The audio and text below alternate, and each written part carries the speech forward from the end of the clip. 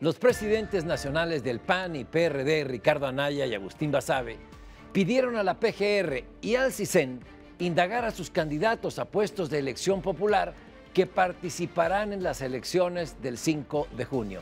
¿Qué tal? Soy Pablo Iriart. Por separado, ambos partidos entregaron la lista de sus candidatos para que sean investigados y evitar así más casos de políticos vinculados con el crimen organizado.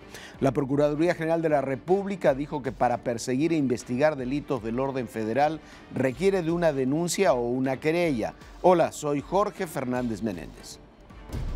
Anaya y Basabe también hicieron la petición al Congreso de la Unión para que la Comisión Bicameral de Seguridad Nacional definiera un protocolo para evitar la filtración de narcocandidatos. Pareciera ser que PAN y PRD quieren evitar sus responsabilidades partidistas el hacer esta petición a las autoridades judiciales y al Poder Legislativo. Bienvenidos, yo soy Ezra Chabot y esto es México Confidencial.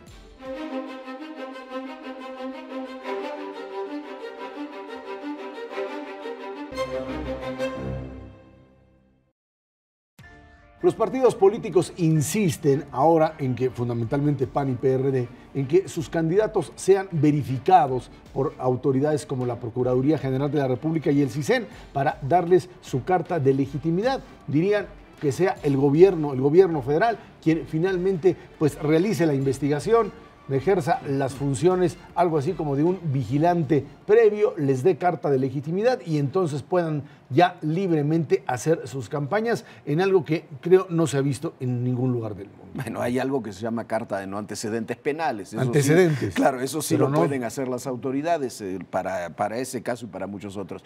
Pero lo que es ilegal, realizar que la PGR realice una investigación de ese tipo y que presente conclusiones de ese tipo. Pero más allá de que es ilegal, me parece que es política y éticamente catastrófico que los partidos digan eso, que no puedan hacerse responsables de sus candidatos que son ellos quienes mejor los deberían conocer, no solamente porque tengan relaciones con un grupo criminal, por lo que se llama lisa y llanamente, y eso no lo puede investigar la PGR, fama pública. Hay personajes de muy mala fama pública que, bueno, que ahí quedaron como candidatos, ahí están como legisladores y que los partidos los aceptan y los mantienen a pesar de esa mala fama pública. Sí, y además resulta paradójico que sean los partidos los que pidan prácticamente un estado policíaco, porque si vas a investigar indicios, o sea, hay indicios de que tiene relaciones con el narcotráfico. Esa no es, primero no es ningún delito, es un indicio. Y si hubiera algún delito, la obligación de la Procuraduría es actuar. Entonces, ¿qué es lo que se está pidiendo? Se está pidiendo que se investigue a todos los que participan en política, como en los estados totalitarios. Me parece a mí que esto sería un retroceso, pero a los años de la Dirección Federal de Seguridad, que el Estado investigara a cada militante político con posibilidades de ascenso y le tuviera un historial y una cartilla. Cuidado, puede caer en un delito.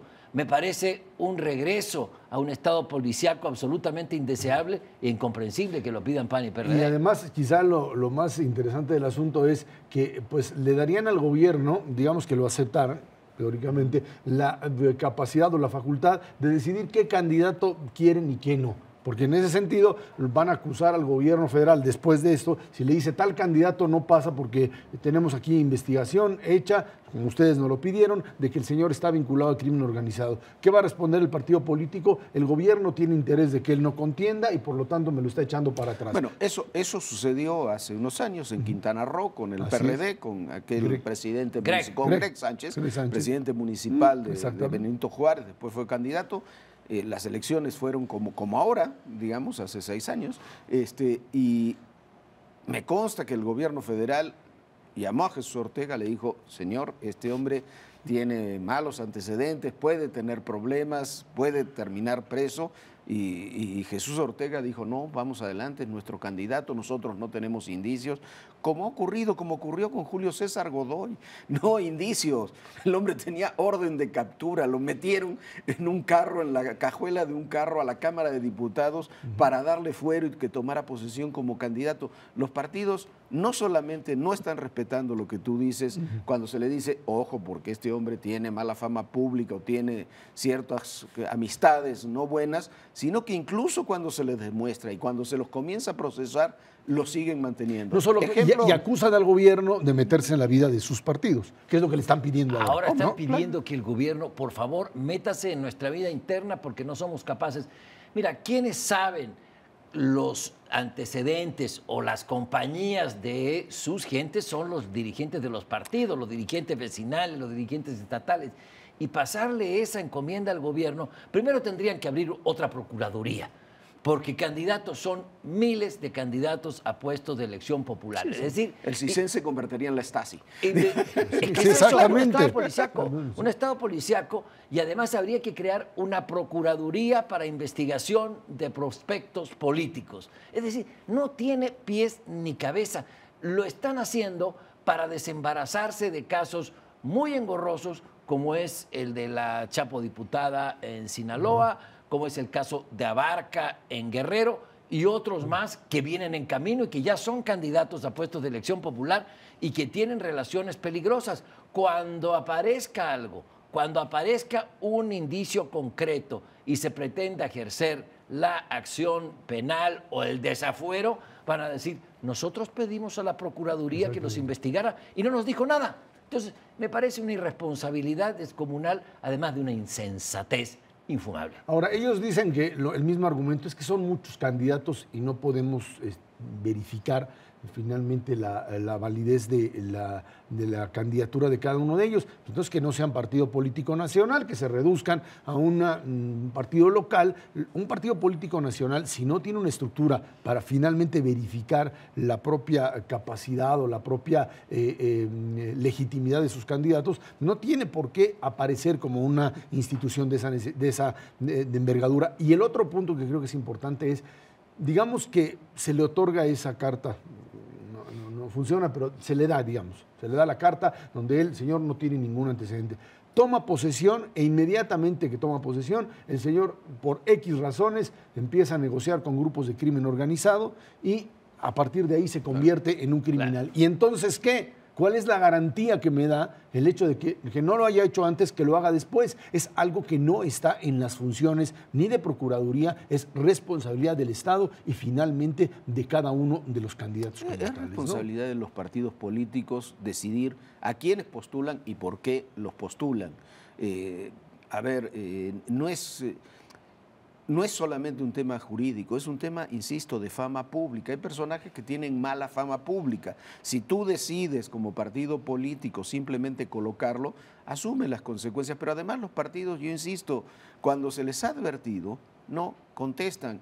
Al señor José Luis Abarca, cuando Andrés Manuel López Obrador era candidato presidencial, se le acercaron los dirigentes del PRD de Iguala, que después los mataron, por cierto, para decirle, ese señor está ligado al narcotráfico. La respuesta de Andrés Manuel López Obrador fue decirle, no dividamos al partido en elecciones. Apóyenlo. Apóyenlo. Apóyenlo. ¿No? Eso es lo que sucede. Lucero Sánchez, la Chapo diputada, hombre, si te llega una muchacha de 22, 23 años, que fue cuando la postularon, sin ninguna experiencia política, y te dice alguien que viene de fuera del PAN porque había sido ya sacado del PRI, le dicen, la quiero de diputada, ¿por qué? ¿Quién la apoya?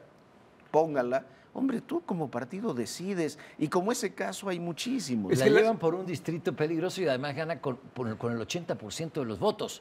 Votó toda la población. Es decir, es evidente cuando los partidos están actuando mal y lo hacen con pleno conocimiento de causa. Sí hay algo preocupante. Creo que la delincuencia organizada está infiltrando o se está coludiendo cada vez más con partidos políticos en puestos de elección popular a nivel municipal. A lo mejor van a escalar a nivel estatal. Hay algunos en Estados Unidos. Hay algunos que están en proceso.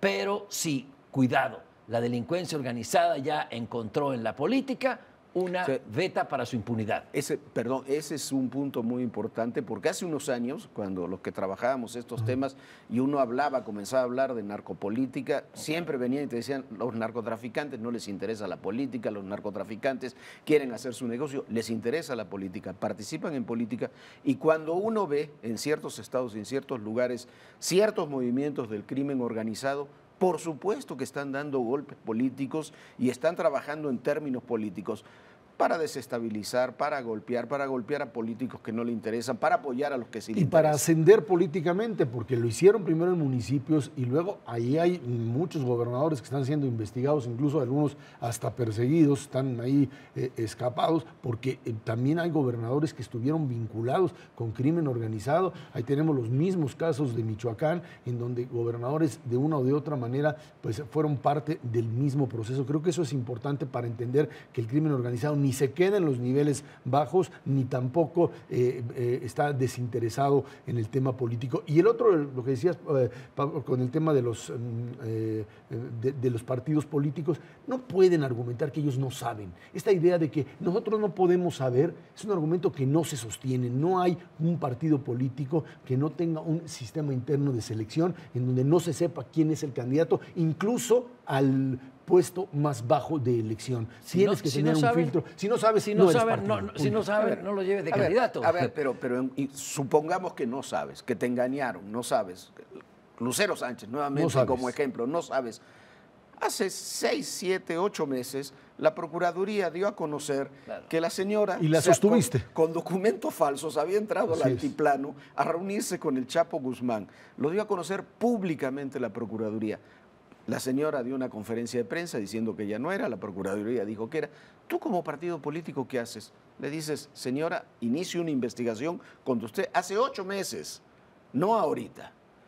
Insisto, el caso de Julio César Godoy, que a mí me parece el más vergonzoso que hemos tenido en estos temas en la política, lo metes a un hombre procesado, acusado con grabaciones, con datos duros, lo metes en la cajuela de un carro a San Lázaro para que tome protesta como diputado, para darle inmunidad. Exactamente. Es decir, para darle impunidad. Claro, y de ahí el señor Consufuero logra fugarse y hasta el día de hoy nadie sabe dónde está. No, y ahora aquellos que lo metieron, pero nada más, aquellos que lo metieron a la cárcel dicen ahora, pero a la cárcel que lo metieron, ojalá lo metieron al Congreso, dicen ahora, ay, por favor entréguese, no sabemos dónde está, ¿no? Ese es el cinismo. Ahora, lo que hay que pedir ante este creciente interés del crimen organizado por penetrar los partidos, por actuar en política, y también el interés de muchos partidos a nivel local, dejémoslo por ahora, de hacerse de recursos, sean de donde sean, para sus campañas y demás necesidades y gastos. Me parece que los partidos deben asumir su responsabilidad ante esta nueva realidad. El crimen organizado sí está interesado en la política. Cuidado, ahí vienen. Cuidado y cuidado con el dinero del crimen organizado, porque también es muy fácil de llegar a él, y también finalmente los compromisos que se tienen frente al crimen organizado una vez que se recibe el dinero. Y ahí están los ejemplos en Guerrero, en Michoacán y en muchos otros lugares. En Morelos. En Morelos hace unos cuantos días, y en donde no hay capacidad de alguna manera de control, ¿no? Y creo que eso es importante. Yo creo que eso es fundamental y hay que tomar en cuenta, si no hay una visión, si no se toma el combate a la delincuencia organizada como un problema de Estado, no de gobierno, lo encabeza el gobierno, el PAN, el PRI, el PRD o quien sea, si no es un tema de Estado y por lo tanto los partidos políticos y las instituciones no asumen como propia esa lucha, no va a haber éxito. Puede haber éxitos parciales, pero no generales. Jorge Pablo, muchas gracias. Gracias a usted que nos vio aquí en México Confidencial.